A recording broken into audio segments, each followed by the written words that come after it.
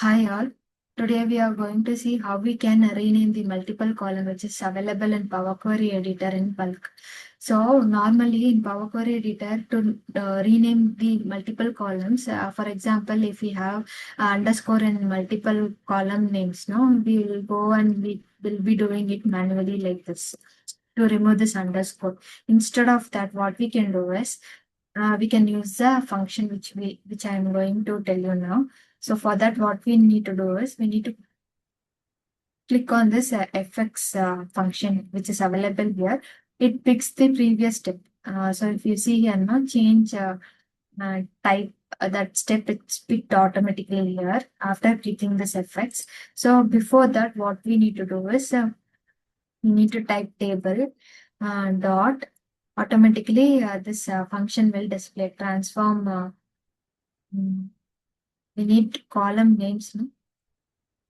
So here we can find column names and we can open the bracket. Then we can give comma and then type each text here and then sorry type text dot replace.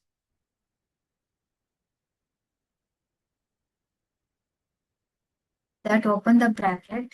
Here we will be informing the function to check wherever the underscore is there. Now we need to change the underscore, right? So we need to just inform the function to check the underscore.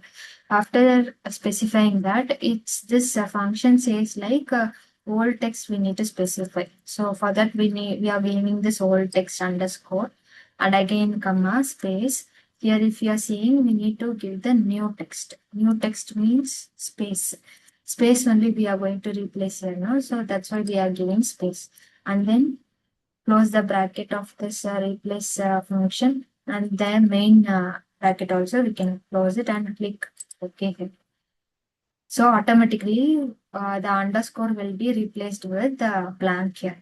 This is how in a single shot we can rename the column names in Power Query Editor.